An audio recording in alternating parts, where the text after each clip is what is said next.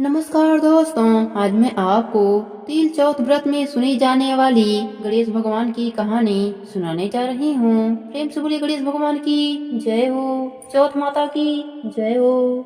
एक गांव में एक शंभू नाम का व्यक्ति रहता था। वह गणेश भगवान का परम भक्त था। गणेश भगवान की भक्ति उसे पिता से विरासत में मिली थी। वह रोज प्रभु को भोग लगाता, आरती करता, उसके बाद ही वह कुछ खाया करता था। गणेश भगवान का उसके ऊपर विशेष कृपा था। उसके घर में किसी भी चीज की कमी नहीं थी, केवल उसकी पत्नी को छोड़कर। उसकी पत्नी का नाम तो था शांति, पर वह बिल्कुल अशांति थी। उसे भगवान का पूजा पाठ करना पसंद नहीं था। वह रोज सुबह शंभू पर चिल्लाती और एक बात कहती कि क्या शोर मचा रखा है, रोज घंटी और शंख बजा बजा कर पूरा गांव इकट्ठा कर लो।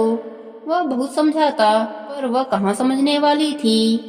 एक दिन शंभू को किसी काम से बाहर जाना पड़ा। उसने अपने पत्नी से बड़ी प्रेम भाव से कहा, शांति सुन, मुझे एक दिन के लिए बाहर जाना है। इतना सा काम कर देना कि प्रभु के भोग का ध्यान रख देना, नहीं तो मेरे प्रभु भूखे ही रह जाएंगे। शांति ने अनमने मन से बात सुनी। जब शंभू चला गया तो उसे एक उल्टी चाल सूझी। उसने सोचा, यदि गणेश भगवान को ही घर से बाहर निकाल दूं तो रोज रोज की आरती, पूजा, भोग और शोर शराबे का झंझट ही खत्म हो जाएगा।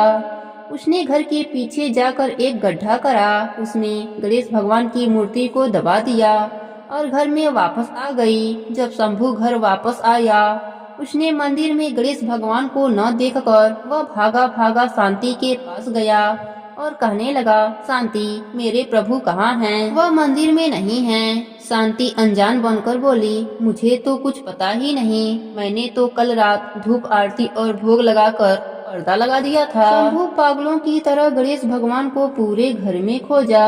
उसे मन ही मन पता था कि यह काम शांति का ही है, उसे ही मेरी पूजा पाठ पसंद नहीं है। उसने शांति से कहा, शांति यदि मेरे प्रभु नहीं मिले तो मैं खाना पीना सब छोड़ दूंगा।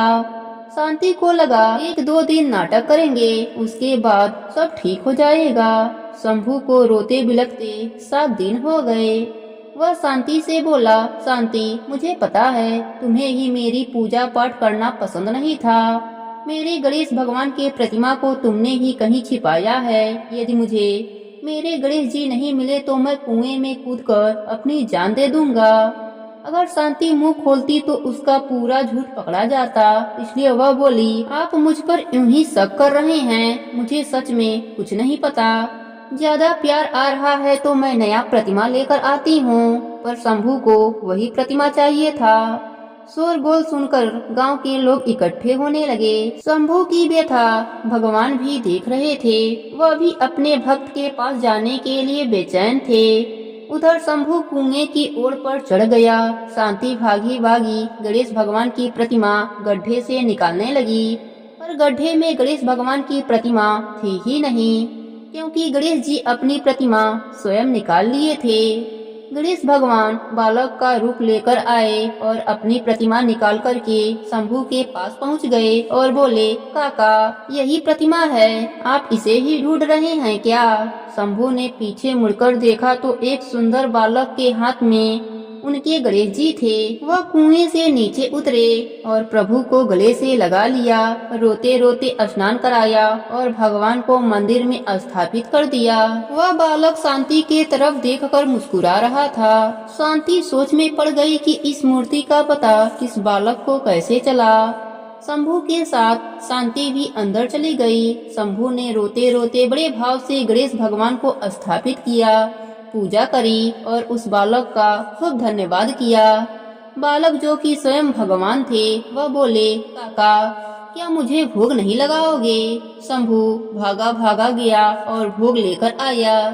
जैसे ही भोग लेकर आया तो उसने देखा बालक अदृश्य हो गया है और तेज प्रकाश गणेश भगवान के प्रतिमा से उदित हो रहा है। वह बालक का अदृश्य होना और तेज प्रकाश पुंज का आना शांति को अपने भूल का पश्चाताप होने लगा। वह दोनों समझ गए कि स्वयं गणेश भगवान अपनी प्रतिमा लेकर यहाँ स्थापित होने आए थे, मुझे दर्शन देने आए थे।